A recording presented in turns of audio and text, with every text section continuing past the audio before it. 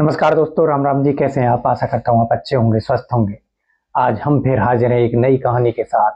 और आज की क्राइम स्टोरी जब मैं आपको सुनाऊंगा, देखो, देश में बहुत सारे क्राइम होते हैं और बहुत सारी कहानियों में कातिल पकड़ा जाता है और बहुत सारी कहानियां अनसॉल्व मिस्ट्री बनकर रह जाती हैं। तो आज की कहानी है 22 अक्टूबर 2012 की। एक ऐसी महिला जिसका सपना था एक्ट्रेस बनना। तो उड़ीसा में जन्मी हुई एक ये लड़की जिसका सपना था साउथ की फेमस एक्ट्रेस बनने का। उड़ीसा में जन्म लेती है, लेकिन जैसे ही ये 17-18 साल की होती है तो चेन्नई के लिए निकल जाती है। चेन्नई में जाकर मॉडलिंग करती है और कई सारे शोज करती है और धीरे धीरे ये अपने करियर को आगे बढ़ाती है। करियर चल रहा था, स्ट्रगल चल रहा था। इसी बीच इस महिला को कमल हसन, फेमस एक्टर और डायरेक्टर थे, उनके साथ एक मूवी करने का मौका मिलता है। उनके साथ मूवी करती है और अब इसको काम मिलने लग जाते हैं चेन्नई में। अब ये कई तरीके के शोज कर रही थी, मॉडलिंग भी कर रही थी और इसे काम भी मिल रहे थे। लेकिन धीरे धीरे ये काम मिलने इसको कम हो गए।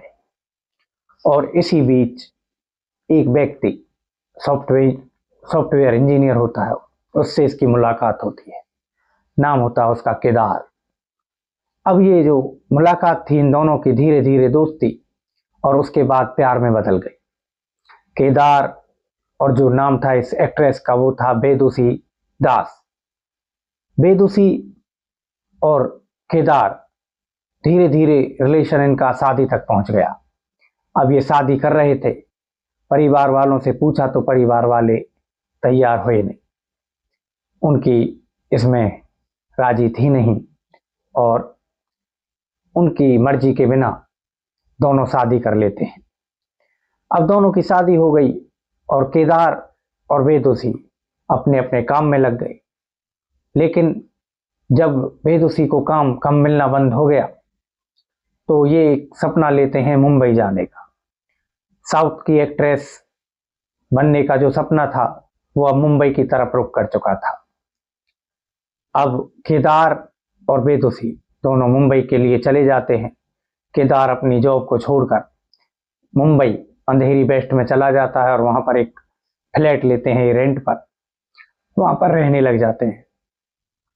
अब वहां पर रहते हैं, केदार की भी जॉब लग जाती है। केदार अपनी जॉब पर जाने लग जाता है और बेदुसी अपने काम की तरफ ध्यान देने लगती है। इसी बीच इनका रेगुलर रूटीन चल रहा था। जो केदार था वो करीब सुबह 7:40 से 8 के बीच अपनी जॉब पर चला जाता।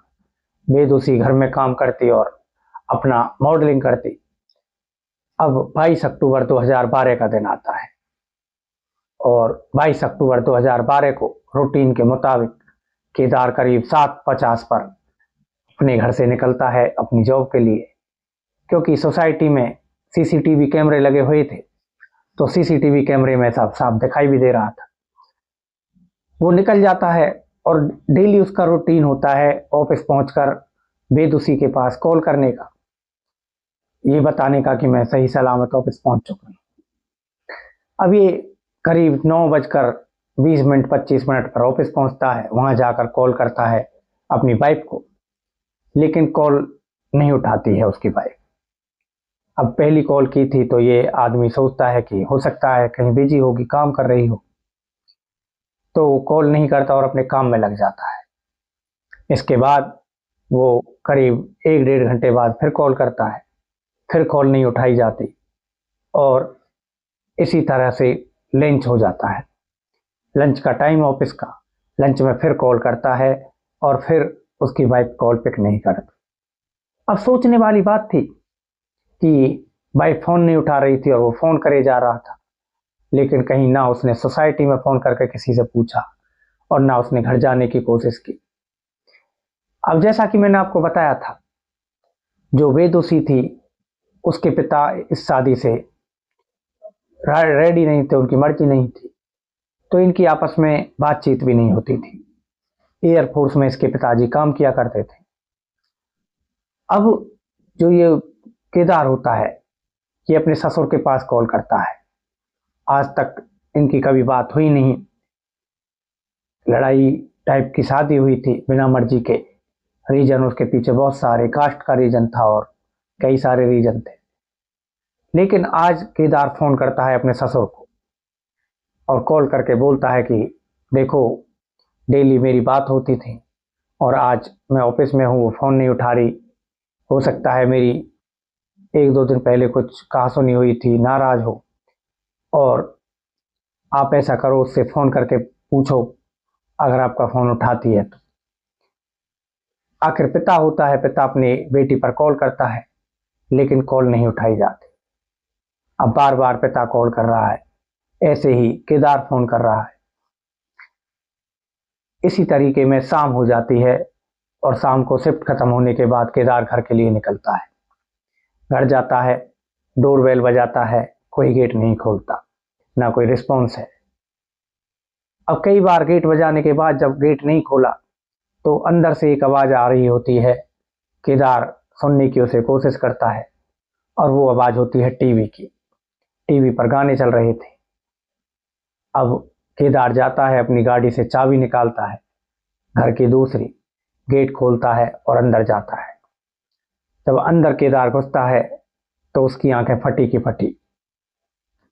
देखता है कि बेदुसी नीचे पड़ी हुई, कांच के टुकड़े टूटे हुए और कुछ कांच उसके फेस पर लग रहे हैं और कुछ गर्दन में घुसे हुए। अब वो बाहर जाता है, कुछ लोगों को बुलाता है, लोग आते हैं और बेदुसी को अस्पताल लेकर जाते हैं। वहां जाकर अस्पताल में जो डॉक्टर होते हैं वो बेदुसी को मृत घोषित कर देते हैं।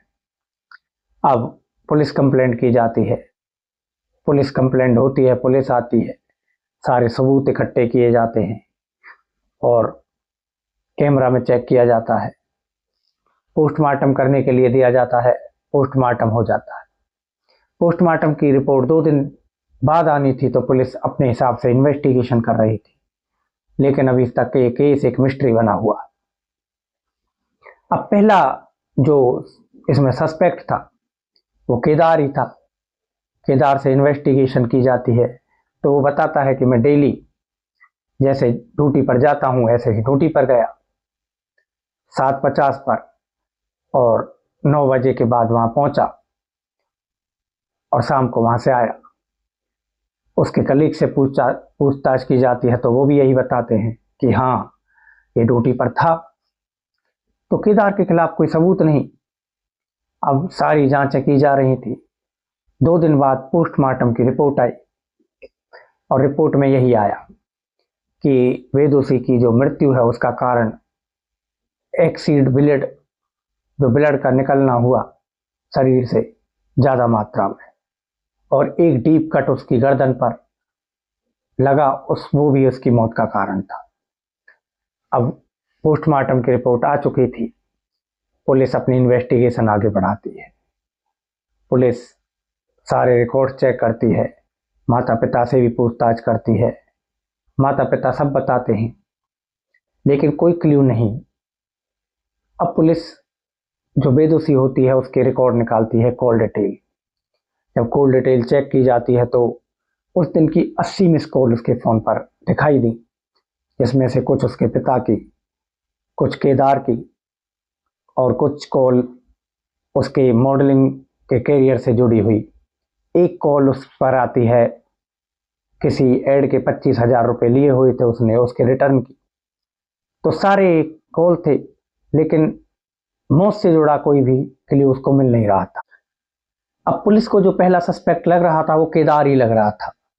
केदार के सारी इंक्वायरी की जाती है, उससे सारी डिटेल पूछी जाती है, लेकिन कोई मोटिव नहीं मिल रहा था कि केदार पर शक पूरी तरह किया जा सके।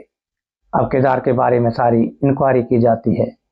पता लगता है कि केदार की लाइफ पहले खूब अच्छी थी, लेकिन मुंबई में आने के बाद बेदुसी को जब काम नहीं मिल रहा था तो उसको बीपी, शुगर जैसी बीमारियां हो गई। कभी कभी वो बीमारी इतनी ज्यादा हो जाती कि वो बेहोश होकर गिर जाते। तो उसके खिलाफ भी कोई सबूत फिर मिले नहीं, केदार के खिलाफ ज्यादा। इसी बीच एक महिला आती है और एक महिला बताती है कि 22 अक्टूबर को करीब दोपहर को मैंने देखा कि एक व्यक्ति अंदर घुसा है। अब उससे पूछा जाता है कि अब तक तुमने बताया क्यों नहीं? तो बताती है मैं किसी प्रोग्राम में बाहर गई थी, अब आई हूं तो मैंने बताया। लेकिन इसी बीच एक और बात आती है कि जब केदार पहुंचा ऑफिस, उसने कॉल की, कॉल बेदोशी ने उठाई नहीं। तो हो सकता है कि मौत 9 बजे से पहले हो गई हो और वो व्यक्ति आया दोपहर को। फिर सीसीटीवी से भी मिलान किया गया, तो जो महिला ने वो टाइम बताया उस टाइम पर कोई व्यक्ति आता जाता दिखाई दिया नहीं। अब ये सारी जो बातें थी ये केस में फिट बैठ नहीं रही। अब ना केदार के खिलाफ कोई सबूत मिल रहा था और ना ही उस व्यक्ति के खिलाफ। अब कहानी धीरे धीरे आगे बढ़ रही है लेकिन कोई सबूत नहीं। पुलिस एक थ्योरी यही लगाती है कि शायद बीपी और शुगर की वजह से ये बेहोश हुई और गिरी और ये कांच उसके अंदर घुस गया। पुलिस और फॉरेंसिक टीम एक थ्योरी बताती है कि जहां पर ये महिला थी, इन दोनों के बीच, पुलिस और फॉरेंसिक टीम के बीच इसमें भी डिफरेंट एक मत नहीं था। फॉरेंसिक टीम कहती है कि एक अलमारी जिसमें शीशा लगा हुआ था, बेदोशी बेहोश होती है बीपी और शुगर की वजह से, गिरती है, उसके साथ शीशे में चोट लगती है और ये गिरती है और शीशे ऊपर से इसकी गर्दन में घुस जाते हैं और फेस में घुस जाते हैं। पुलिस कहती है कि वहां पर कोई खून के धब्बे मिले नहीं और जो ये शीशे हैं इतनी तेजी से नहीं गिर सकते कि उसकी गर्दन में घुस जाए, क्योंकि जो बॉडी है बिल्कुल संदूक के पास मिली, अलमारी के पास मिली। इसमें भी दोनों की अलग अलग राय। अब केस को 2012 से चलते चलते 2024 आ गया, लेकिन इसी उम्मीद में कि कातिल का पता लगेगा, उसके पिता माता दोनों कातिल की पता लगने की उम्मीद में अब तक बैठे हुए हैं, लेकिन कातिल का आज तक पता लग नहीं पाया।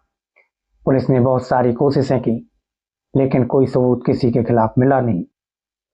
अब 2024, 25, 26 आ गया और 2024 में इस केस को बंद करने का डिसीजन लिया जाता है और जब बंद किया जाता है तो रीजन बताया जाता है एक्सीडेंट। जो मैंने आपको बताया था कि महिला बेहोश हुई बीपी और शुगर की बीमारी के कारण और अलमारी जो वहां पर थी शीशे लगी हुई उससे टकराई, शीशा टूटा, अलमारी नीचे गिरी और उसके साथ वो शीशा उसकी गर्दन में गड़ा और डीप कट लगा और खून बहने से उसकी मौत हो गई। ये थी दोस्तों आज की एक कहानी जो आज भी एक अनसॉल्व मिस्ट्री बनी हुई है। आज भी यही बात कि कभी कातिल मिलेगा तो केस ओपन होगा, लेकिन एक महिला जिसका ना कातिल का पता लगा, ना ये पता लगा कि वो मर्डर है, ना ये पता लगा कि वो गिरकर मरी है बीमारी के कारण, ये मिस्ट्री आज भी एक अनसॉल्व मिस्ट्री बनी हुई है। ऐसी ही कहानी हम आपको सुनाते हैं। अगर आपको ये कहानी पसंद आई तो कृपया मेरे चैनल को सब्सक्राइब करें, लाइक करें और मेरी वीडियो पर कमेंट करें। फिर हम मिलेंगे कल एक और नई कहानी के साथ। कल तक के लिए राम राम जी, नमस्कार।